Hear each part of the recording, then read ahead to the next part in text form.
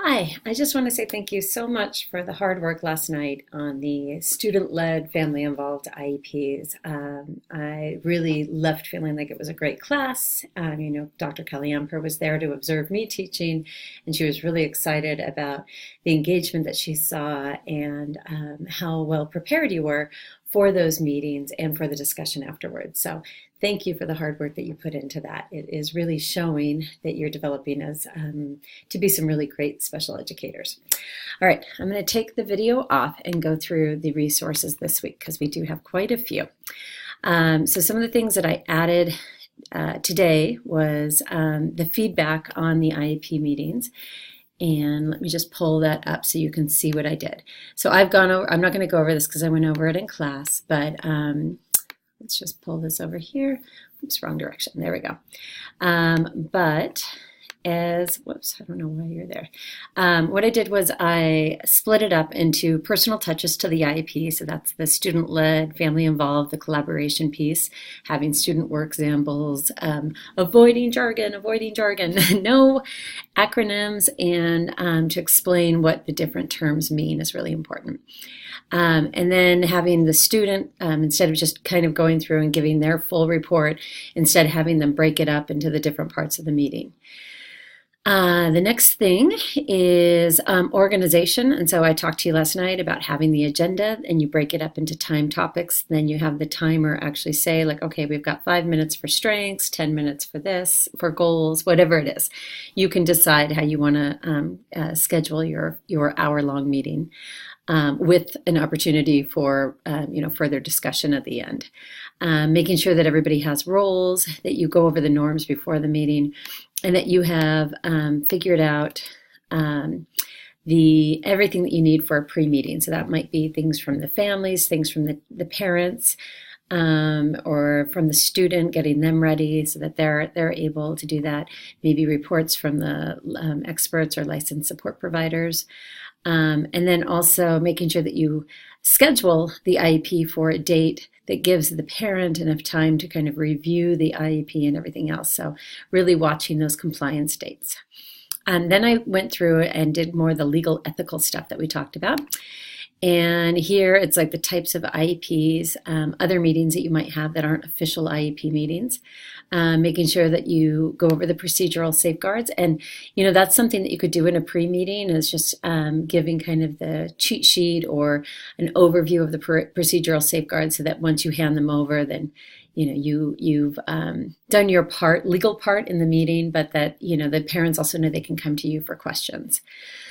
Identifying the qualifying disability. This was one that came up with most groups. I know that it's not always comfortable to talk about the label that qualifies them for services, but it's also important for them to understand that label and to understand that they are not the label. And that's why we put people first language, and we remind them that special education is not a place, it's a service. So just kind of going through all of that. We've got due dates and timelines for holding the meetings. We talked a bit about changing or dropping services and how we don't do that in the IEP meeting.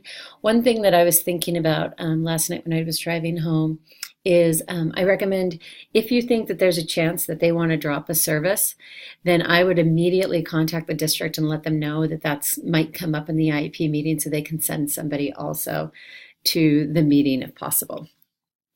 Another thing that we didn't talk about too much last night that I wanted to highlight was the English language learners. So if you have a family that is Spanish speaking, then you need a translator and you need translated documents. So that will take extra time. So you're going to need to make sure that you schedule things for that. And then any EL goals that support language, you need to make sure you have the SELT scores and talk about them during the meeting, and that will go in the notes section. And then are there any supports, accommodations, or modifications that they might need? But it's really important that you make that connection between the language and their IEP. For present levels of performance, we went over that. You need to review the current levels, and it needs to be based on formal and informal assessments. These are those non-biased, unbiased assessments that we were talking about yesterday. So multiple examples of whatever data, or strength or area of growth from different methods of collecting that data, and then you want to cross-reference them to make sure that they're correct. So you can use like the Woodcock-Johnson scores and the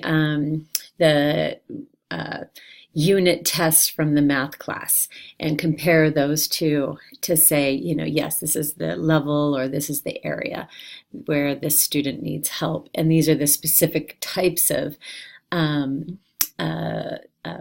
areas that they need help in, like calculations. And then you need to have a plan for progress monitoring, like how, are you going to be looking at the unit tests, or are you going to create some assessment to monitor the progress? You need to make sure that you're working towards grade level goals, not necessarily age, but grade level goals. Sometimes if it's emotional, then you're looking more at age. That's why I put grade age. Identifying strengths and areas of growth, and the goals should come from the present levels of performance section. So whatever you identify as an area of need, then you should have a goal to complement that. So if you say they're not at grade level for math, then you need a math goal. If you say they're not at grade level for writing, then you need a writing goal. For reading, then a reading goal. If you say they have a behavior issue, then they need a behavior goal. Then for the goals, you need, I would recommend you write these in consultation with the team. So you can do this, have pre-meetings about this. So you're going to look, if it's the academic goal, you might want to work with the general educator. If it's a non-academic goal, you might want to work with the counselor or the student or the attendance liaison, whoever it might be. And then you can draft those before the meeting and even share them with the family before the meeting so that they can come with questions or comments, and you can kind of fine tune them during the meeting. Something to always keep in mind is how you're going to monitor any goals. How will you have certain measures and or probes that you're going to use to see if they're actually making progress on it? How often will you be probing or taking data? And how will it be shared with the IEP team? We talked about least restrictive environment and the different levels from residential all the way down to resource and then 504. We talked about the fact that the notes should include who says what, but not necessarily names. So it can say the parent says or the general educator mentioned, that type of thing. Behavior. If the behavior is affecting the student or the other student's achievement, then they should have a behavior goal, possibly a behavior support plan. If it's significant behavior issues, then you would have a functional behavior analysis possibly. For transition, it's required at age 16, but best practice says we have to start as early as possible. And there's lots of ways that we can do that. So having students describe the plan for post-secondary education, employment, independent living, going over the transitions at every level and connecting with their next school, inviting the post-secondary support agencies if possible, or if necessary. And then, of course, the signature page. So we talked a little bit about if the family wants to review it before signing, then they can do that. You also have the option for them only agreeing with part of the IEP. That's okay, but it's if you're making the changes in the meeting, then you can actually then you can print out the IEP right there, and people can sign it because there's a better chance of having it signed before everybody leaves the room, which is always the safest bet. So that is the feedback from the mock student-led IEPs. The feedback. Oh, this one is also feedback. This sheet right here, the 12_ one, that's the sheet that I had you guys write on by hand last night. Oh, and the list that I just went over was also from your feedback. I went through and read all of those and kind of combined everybody's comments. Let me see. Okay, so next I'm going to actually just go through this, and then I'm going to do a separate one on the Bright's Law and 90 tips. So we went over the different IEP groups. For what's next, you're going to read Chapter 9 and then go over the brightslaw.com and 90 tips in 120 minutes, and we'll keep working on your family resource folder. So, and no critical reflection this week. So I'm going to create 2 videos this week. So I will see you in a moment.